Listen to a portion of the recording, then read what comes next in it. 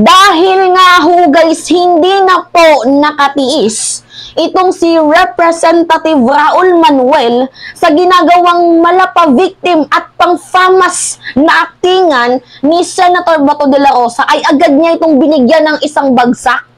Sinoplak niya guys kasi nagpipiling biktima na naman ho itong si Senator Bato. Kasi alam niyo naman guys, malinaw pa sa malinaw na nakikitaan na natin guys na natatakot talaga itong si Bato de la Rosa na makulong. Kasi alam niya naman talaga sa sarili niya, kasi according din kay Trillanes sa mga reports, na meron hong nalabag dito sa karapatang pangtao. Ngayon, nagsalita ho itong si Representative Raul Manuel at saktong-sakto itong sinabi ni Raul Manuel, isang bagsakan talagang pag nabasa to ni Bato, ma-hurt siya. Ouch! Masakit to.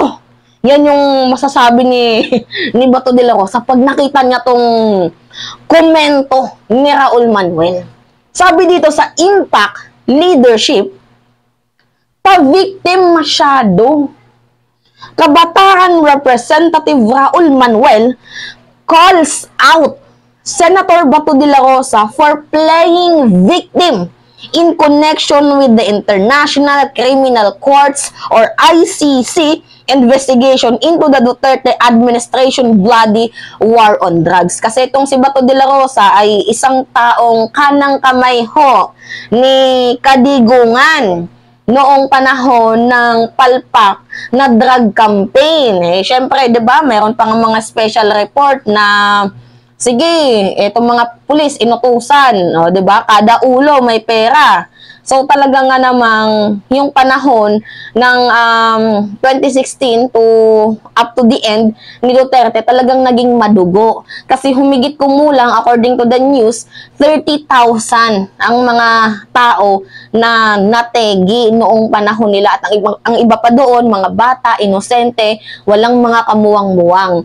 So, palit ulo nga yung tawag nga noon eh. Ngayon, sabi ni Representative Raul Manuel, pabiktim masyado. Hindi pa nga api ang investigasyon. Abay, tama. Kasi in the first place, tinitingnan lang naman kung ano yung nilabag ninyo. Abay, kung wala naman, bakit matatakot? Right? Diba?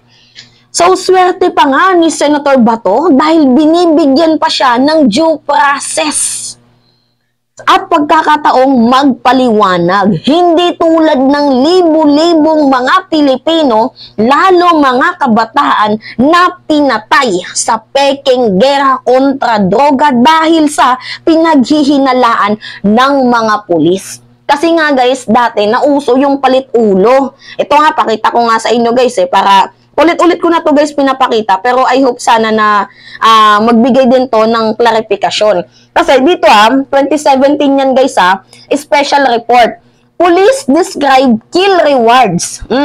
Stage crime scenes in Duterte's drug war. So meron hong nangyayaring palit ulo. Kasi sabi din dito sa balitang to, the Philippine police have received cash payment for executing drug suspect. 'Di ba? Kada ulo, meron hong money reward. So, planted evidence at crime scenes and carried out most of the killing they have long blamed on vigilantes. Naalala nyo guys yung kaso ni Kian? 'Di ba? Napatunayan na itong mga pulis na to, plinano ang nangyaring crime scenes dito kay Kian. To the point na yung bata walang kamuwang-muwang, nag-aaral ng mabuti, humihingi ng tulong na maawa po kayo, wala po akong ginagawang kasalanan. Tapos ano yung sabi ng pulis? Nanlaban daw. Si Kian daw ang unang nagpaputok sa kanila. And then it turns out na ito palang mga pulis, planado yung ginawa nila dito kay Kian. 'Di ba? Anyway, sabi pa dito, said two senior officers who are critical of President Rodrigo Duterte's war on drugs. So, na-reveal nga yung tanim-ulo na tanim-ulo project nila na yan. Ni-reveal ho ng dalawang pulis kasi itong pulis na to, taliwas naman yan sa ginampanan nilang tungkulin, di ba? Kung addict yan, eh di i-rehab. There are so many choices para labanan itong kontra-droga. Madaming choices, madaming paraan. Pag addict, i-rehab. Pag addict, tulungang magbago. Kaso hindi. Umabot sila dito guys sa puntong gumagamit na sila ng violence. Which is, you know, human rights violator na itong mga taong to. Pero ngayon, ang pinakamalaking tanong natin, meron nga bang nahuling drug syndicate, yung malaking ulo? Wala. Diba? Ang ginawa lang nilang front si Dilima, which is nakakaawa. 7 years humigit na nagsuffer sa kulungan. Kasi nga, para masabi nila na gumagana or effectively yung drug campaign nila, ang naging face front si Dilima. Which is nga nakakaawa. Kasi kung totoong drug lord yun, hanggang ngayon nandun pa sana yun. Wala eh. Kulang ang ebidensya. Tapos malaman-laman namin, according to Arturo Las Cañas, na ito pa lang si former President Rodrigo Roa Duterte is one of the person na Lord of all the drug lords of Southern Mindanao. Kaya tama tong sinabi ni Raul Manuel, huwag kayong piling biktima sa sitwasyong kayo naman ang may gawa. Managot ang dapat managot. Ano kayo, above the law? Up to this moment, akala nyo forever hold in power kayo? Tama nga ito si Raul eh. Buti ka pa nga dumadaan sa due process. Etong mga nategi. Tapos ngayon, naaktingan mo kami na malapang famas na ayoko pong makulong. Ito yung sabi niya guys, oh. Takot ako na makulong. Dahil kawawa yung apo ko, hindi ko na makikita. Tapos sasabihin mo sa amin yan? Eh bakit? Yung mga namatay na naawa ba kayo?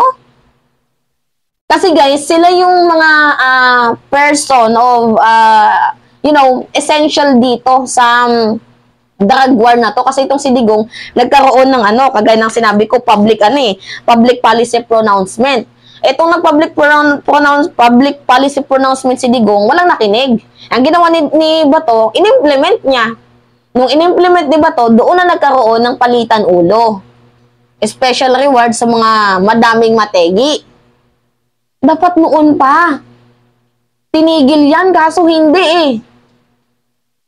'Di ba? Nakakaloka. Tapos aartihan mo kami, takot akong makulong, maawa po kayo sa pamilya ko. Bakit kayo naawa ba? Ha? Buti ka pa nga, nakakapagsalita ka. Buti ka pa, may due process. Pero sa amin mga may hirap,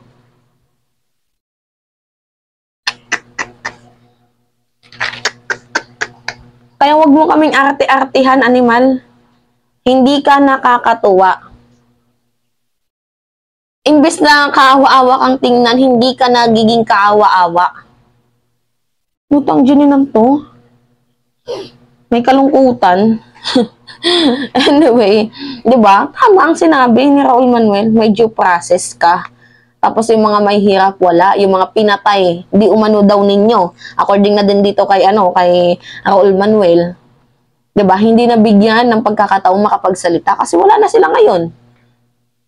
Di ba? Kumbaga humihingi na lang yung mga ligaw na kaluluwa na yan ng hustisya. See? It's me again guys, si Mima Halisha nyo at nagbabalik ulit para sa ating panibagong video.